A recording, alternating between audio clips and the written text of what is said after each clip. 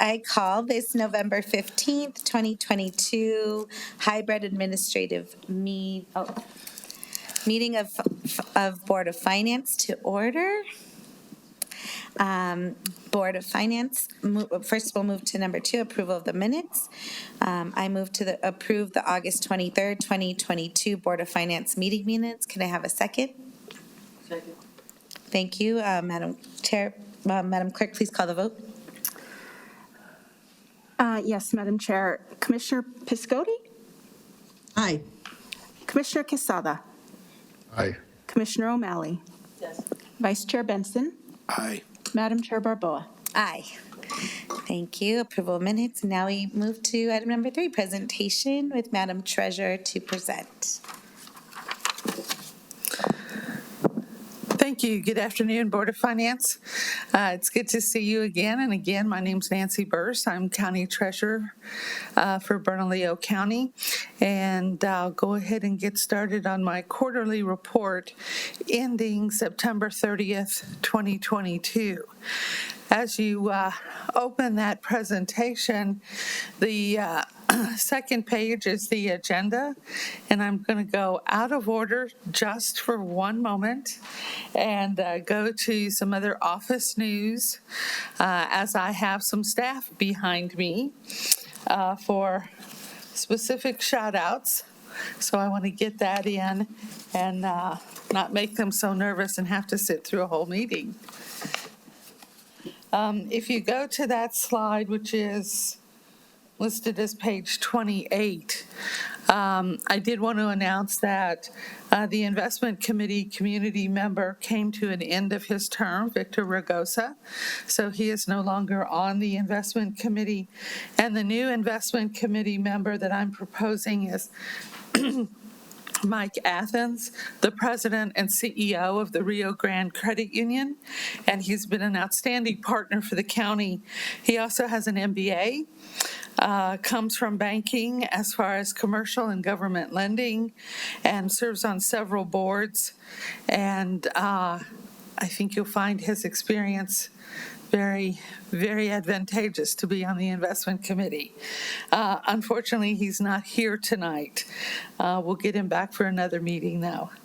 The other one is I have here Michael Gutierrez. He is our new principal accountant in the office, and so I wanted to introduce him. He has a master's and comes with many years of experience in state government as well as private sector. So we appreciate bringing that to the office. Also, I'd like to recognize a very special person, Pam Kling, who is the head of our delinquent department, and you hear me talk every single quarter about the millions of delinquent collections every quarter. This is her. She heads the department, and she's been with the county for roughly 18 years. We didn't get an exact quote on that, but we can. And she's retiring next month. So this will be her last Board of Finance meeting, and so I wanted you to see that face that works behind the scenes collecting. So thank you very much. Thank you, Pam.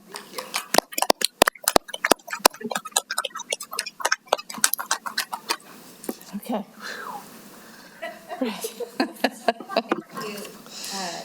Thank you both. Thank you, Mr. Gutierrez and Pam, for all your years of service. Thank you for joining the team, Mr. Gutierrez. Sorry I didn't catch your last name, but thank you for your service. I hope you taught. I've been always so Actually, amazed. that's the other thing, is she married recently. Oh. So I'm using her old name, and maybe there's a new name I don't know about. Lucero. Great. Thank you for your years of service, and I'm always impressed at how well we do with getting all those collections. So I hope you passed on some of your knowledge. Oh, great. Well, thank you all. If you want. Team back there. Raise your hand. They don't even want to raise their hand.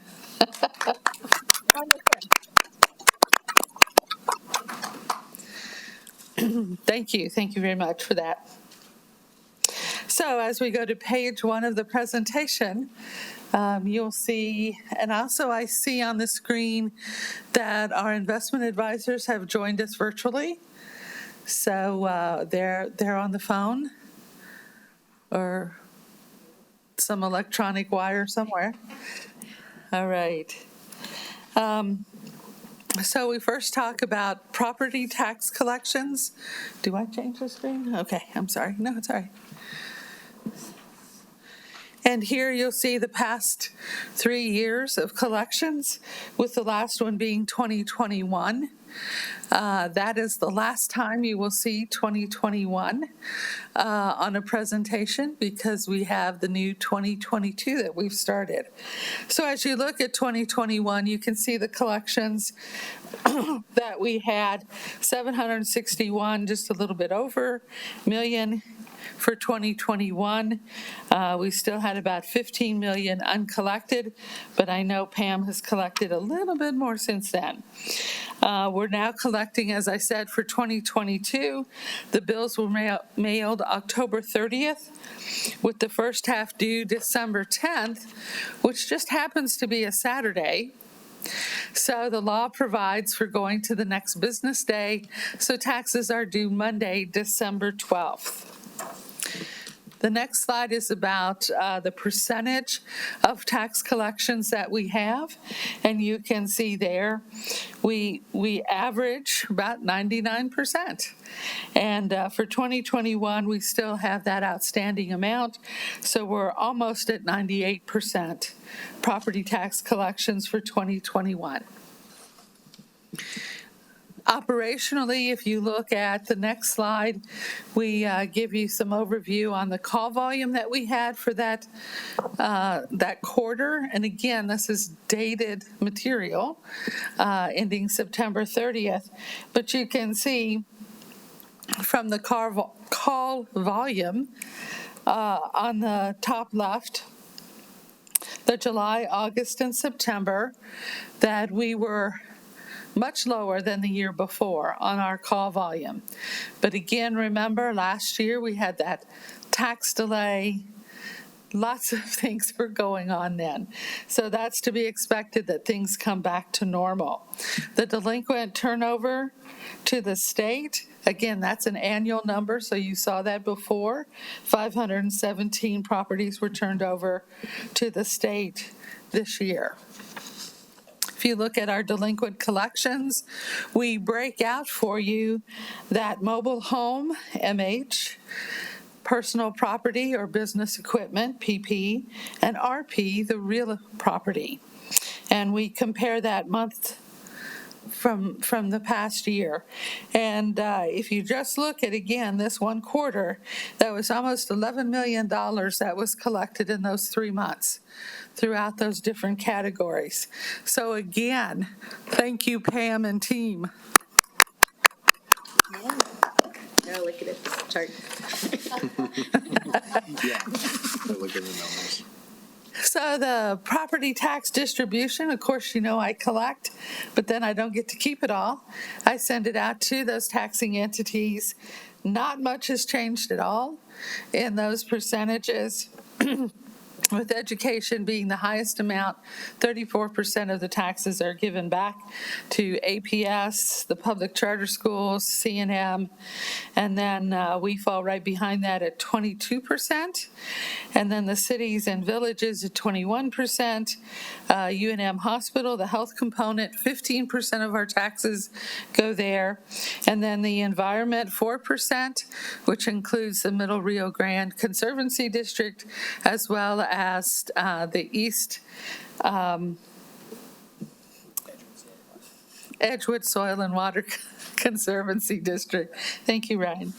And then another 4% go to the state for the bonds that you might have seen on the election vote that we had recently. So that's where some of our tax money goes to, is for those bonds.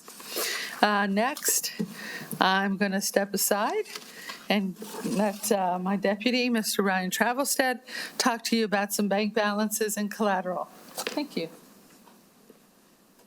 Thank you, Madam Treasurer. Madam Chair, members of the board, my name is Ryan Travelstead, Deputy Treasurer here with in the Treasurer's Office. I'll go through the bank balances and collateral as of September 30th, as well as some of the investment holdings of the portfolio, and then transition that over to Rashad Masri with the county's investment advisor, GPA, to talk about some strategy recommendations that they might have. So to get started here, bank balances, nothing of note here. All of the balances as of September 30th were fully collateralized, so no risk, no exposure there. Quick economic update is Rashad and the GPA team will probably echo this, but there's a lot of still a lot of mixed signals. GDP contracted for the first 2 quarters, but then quarter 3 it was up a little bit. Mortgage rates, that's a really big watch item because they're now at 7%, and kind of seeing what that might impact on the housing market and how that might impact other sections of the economy. Additional items are persistent inflation, and then as the Federal Reserve continues to raise rates to try to get a hold of that inflation, there's kind of general consensus in some of the articles that I've been reading that say that there's an outlook for a shallow recession in 2023. So kind of keeping our eyes ahead there. A lot of mixed signals that we're not quite sure how to interpret, and even if we knew exactly how to interpret it, we can't predict the future. So it's all just things to kind of consider. Again, we'll go through this. This is the same as the previous quarters. The portfolio structure, we have it separated into 4 buckets. We have our, let me go back actually. So we have our operating funds that's composed of our highly liquid bucket and the liquid bucket. We have our core bucket and then the bond proceeds bucket. And this next slide here will demonstrate how those buckets play into our bank balances. So again, we have inflows that come into the bank, and at the same time, we have outflows. Those inflows and outflows don't always line up with each other. As inflows come in, they may stay for 30 or 45 days and then be distributed out. Some of that might be money that we retain as reserve balances, and so that's money that we can invest for a little bit longer. So this slide here kind of depicts that. So if we see that we have additional liquidity in the bank account, we will transfer that down to either the highly liquid or the liquid bucket. And then those longer balances that we're not anticipated to send out, we'll send those over to the core bucket to invest those a little bit longer and pick up a little bit more yield. And then finally, the red bond proceeds bucket there, that's essentially when the county sells bonds to fund projects. There's a time delay from when we receive the funds to when contractors pave roads and buildings get constructed, and so we invest that money for that time period and earn some interest. So those investments are matched to the anticipated expenditure schedule for those capital projects. So the next slide is kind of a high-level summary of the balances of each of the portfolio and the composition of each. So you can see there the bank balance, we had around $28 million. The highly liquid, we had around $128 million. Liquid 210, roughly. The core was 280, and the bond proceeds was 32 million. And this next slide will demonstrate kind of some of the policy changes that the board approved the last meeting, and how we've enacted those changes. So if you can see here in this slide on the far left column, the September 2021, these are the percentages of the total. And then you see in the middle, that's June of 2022, and same with September of 2022. And what I'd like to note here is in September of 2021, the thing there that jumps out to me is that highly liquid balance of 39%. So that bucket made up 39% of the total cash the county had. And so that highly liquid bucket is invested really short term, less than 30 days. So it's going to be more reactive to interest rate swings. And so what we've slowly done with the help of GPA and some strategy discussions is over the last year, we've brought that down to around 18% while increasing the size of the core and the liquid portfolios from around 23% for the liquid to 30%, and the core from 24% roughly to 41%. So essentially what that's going to do is it allow us to better anticipate our investment income earnings, so then that in turn the budget department can have a little bit more stable projections on what we'll be earning in investment income, rather than kind of being a little bit more volatile with the changes in interest rates. The next slide here will detail the breakout of the highly liquid bucket. So as we see here, we have around 24 million in the money market and a money market account, 99 million in the local government investment pool, little less than 10,000 in the Bank of the West account, and 5 million in our main bank account. And all of that matures less than 30 days. We can transition to the liquid, and here we have the around 16 million in the money market, and then you can see the maturity breakout by type. So the we have this portfolio is made up of predominantly treasury securities, have around $10 million in commercial paper, and then around almost 11 million in agency securities. And then we'll jump into the same detail here with the core portfolio. And you can see this portfolio is structured out a little bit farther than the other two, which is by design. Again, predominantly in U.S. Treasuries with some agency exposure as well in there. And then finally, the bond proceeds detail. Again, this portfolio is managed to anticipated draws, so that's where you see there's a 24 million that will mature in 30 days to a year, and that's just kind of anticipated when the contractors will be, submitting invoices to be paid. And then this is a graphical representation of those same, the preceding 4 slides. Shows that not all of our money is invested out to 5 years. We actually have $245 million that will mature within the year to show that this is we have sufficient liquidity to meet bills as they come due.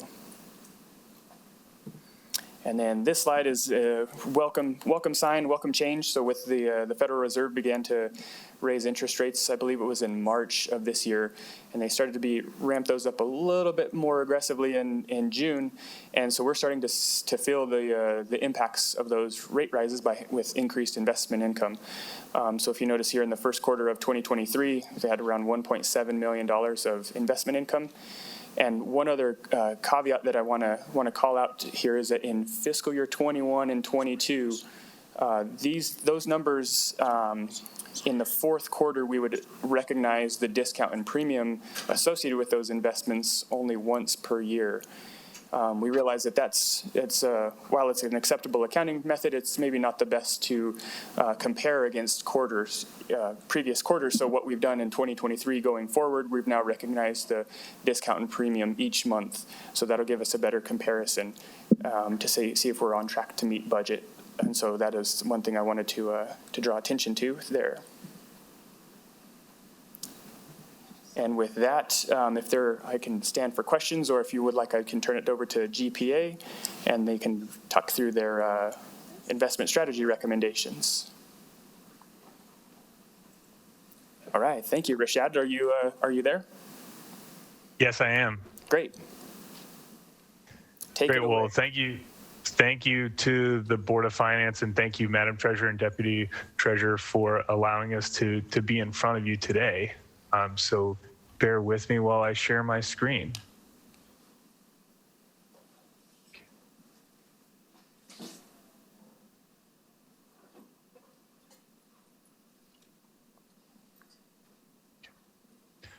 All right, well, let me jump right into it. I think I'd like to start first with just piggybacking off of what Ryan was talking about in terms of the markets. We are in a period of unprecedented uncertainty, I will say. We're in a yield environment that we haven't seen in over 15 years, close to 20 years at this point, and that really traverses any nuance to yield that you want to think about, whether it's Fed funds rate, whether it's the Treasury yield curve, or whether it's mortgage rates. Right now, we have a severely inverted yield curve where 3-month Treasury rates are higher than 30-year Treasury rates.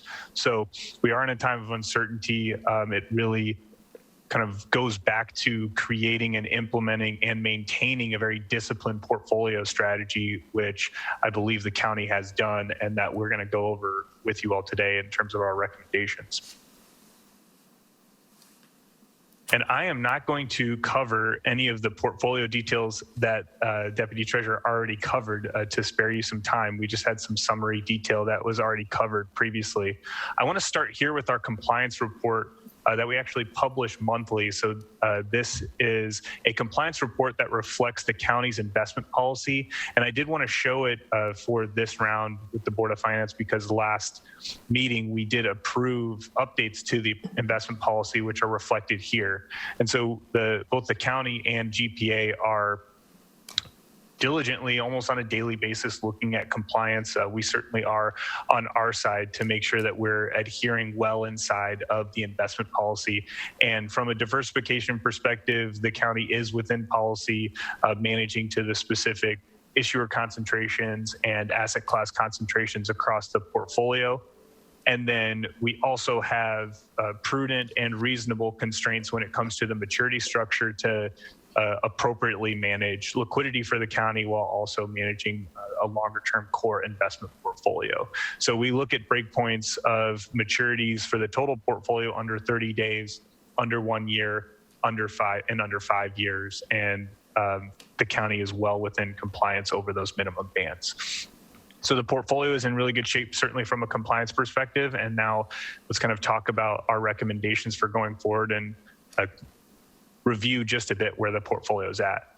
And I'm actually going to jump to a graphical representation of the existing strategy because I think it tells a better story here.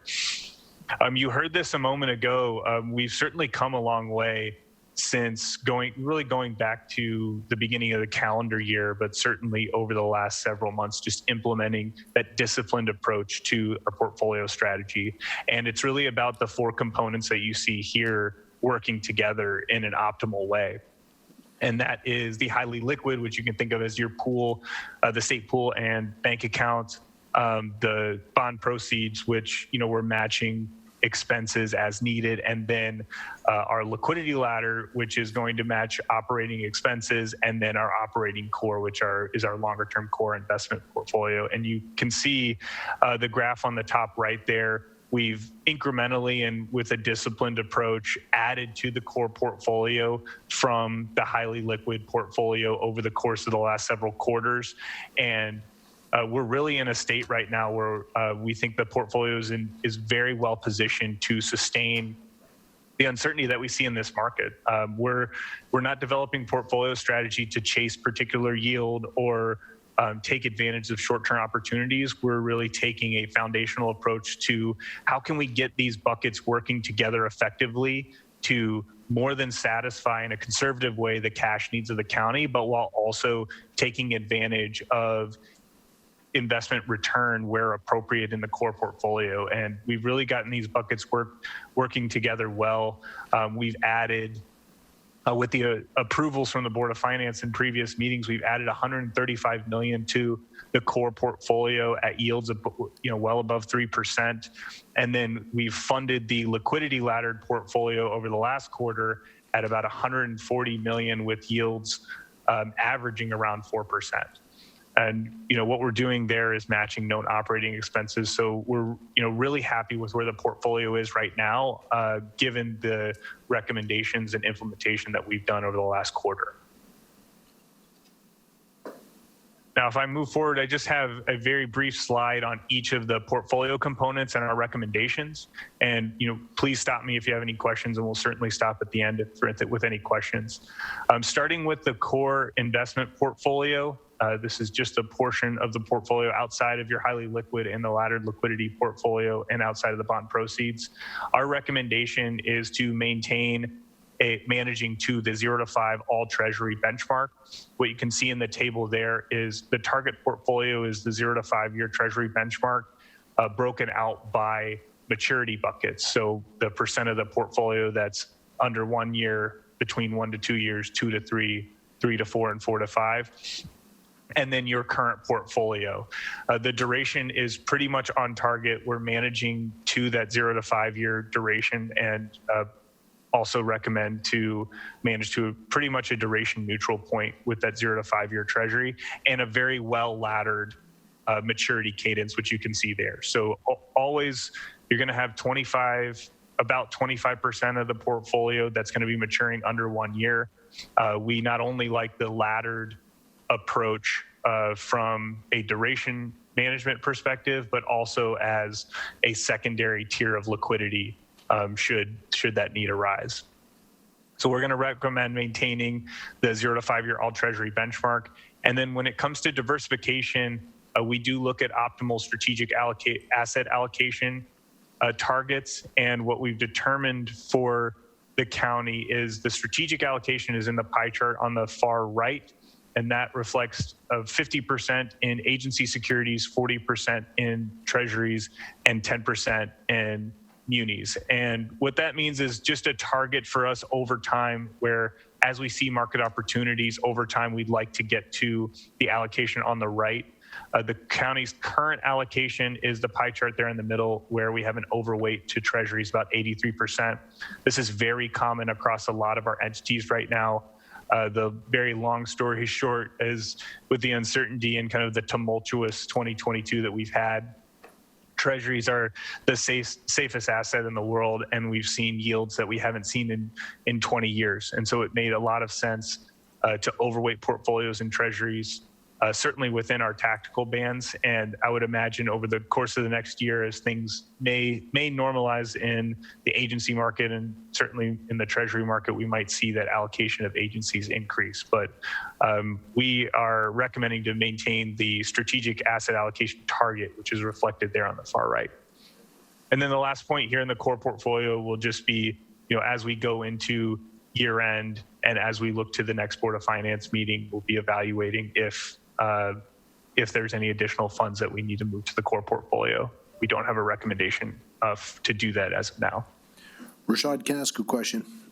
Absolutely. On this slide, just curious, I know we've discussed this, but would it perchance be, while the yield curve is inverted, be flexing a little bit with shorter term durations? The laddered portfolio definitely makes sense in a traditional yield curve, but once it's inverted like it is now with, 3 months being so high, would it be possible to keep new money going in at short term, and then once the curve corrects, then start using that short term maturity and deploy it back into the longer term?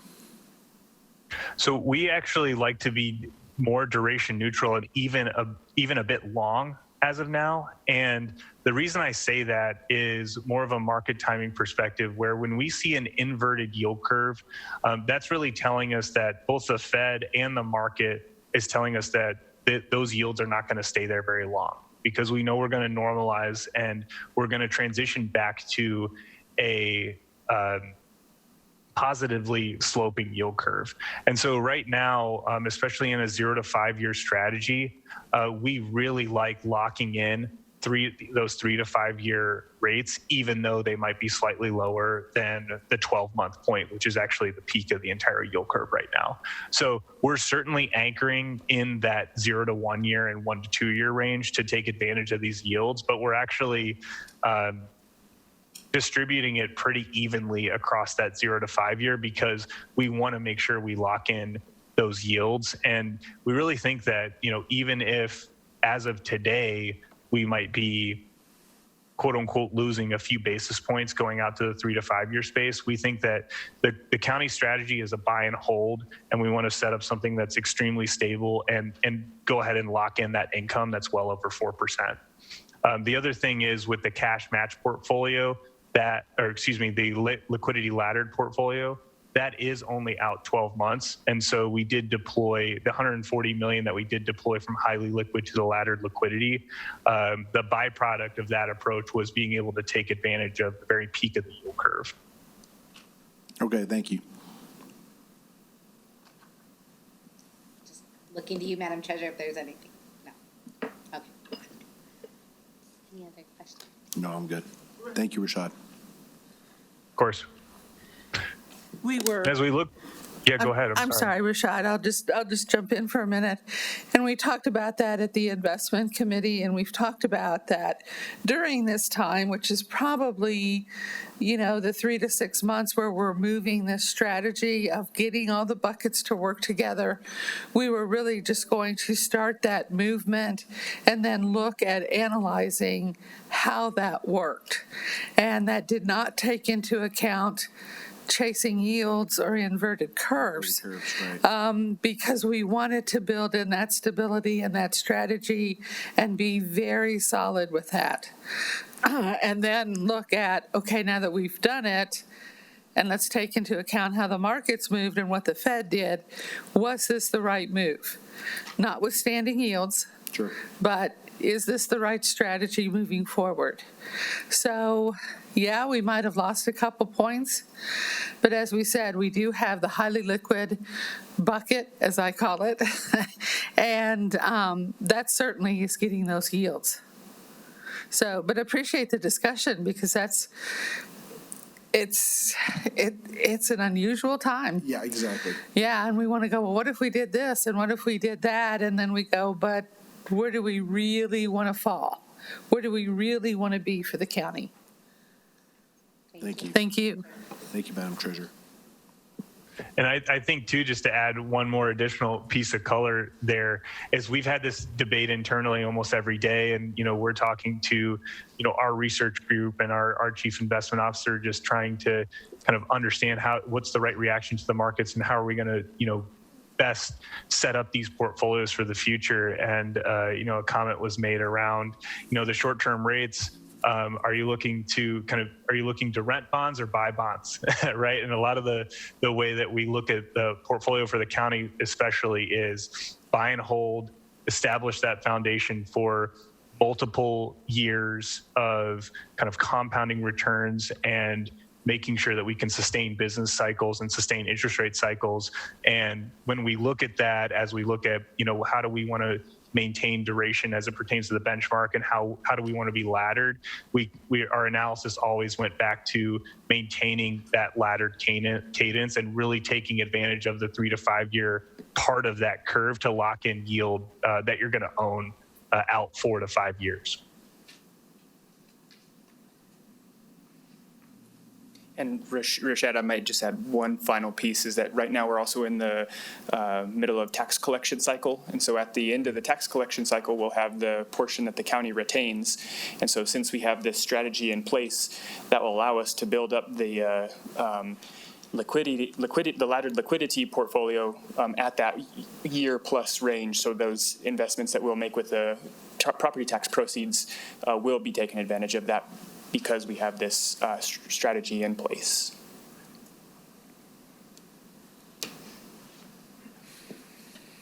Looking at the liquidity laddered portfolio, our recommendations here were established really in our previous meeting and is continuing to be our recommendation. So we've funded the liquidity laddered portfolio to match the known operating expenses for payroll and debt service that's going out a year. And our strategy is to allow those maturities to go to cash to fund those expenses. And any sort of reinvestment in excess cash or as the county's cash flows might have changed would only be reinvested as directed. Right now, the strategy is to allow those maturities to go to cash to fund those operating expenses. And the bond, in terms of the bond proceeds, we are reinvesting excess cash to dedicated maturities as directed. Those cash flows have been scheduled out to try to match known draws and known expenses, and to the extent reinvestment only occurs if there is excess cash due to changes in cash flow schedules, and those are only reinvested as directed. And this is a summary of each of the portfolios within, each of the operating portfolio components. And this is just insight into how we think about the strategy and how we're managing the target amounts in the portfolios and the minimum max ranges that we put as guardrails. So I'm actually going to skip to the next slide just to give you a summary of the recommendations.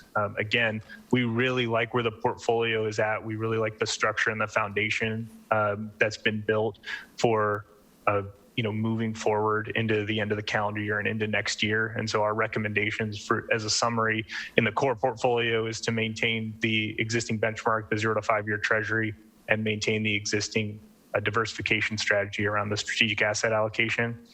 And then we just, talked about the bond proceeds and laddered liquidity being set up to match expenses, and any reinvestment of excess cash would only be executed as directed, as some of those cash flows would be illuminated over time.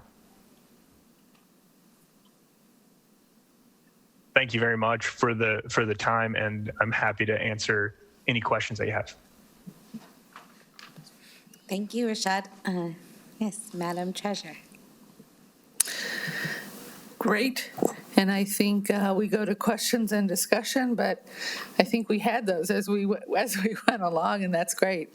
It's sometimes best to do it then and not wait till the end. So we're flexible on that. Also in your packet are our key performance metrics. Those are available on our transparency portal that we have for operations. And again, your tax maintenance report that shows that quarter, and particularly on the second page of that report where it shows how much went to the top entities. So when constituents are asking about that, you'll have that every quarter. And if you need it more frequently, definitely give me a call. We have it monthly.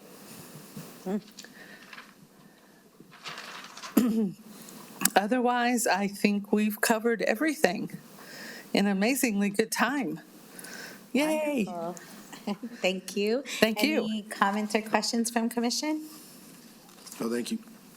I just want to thank you all for your leadership, always for briefing with me and getting me up to date ahead of time as well.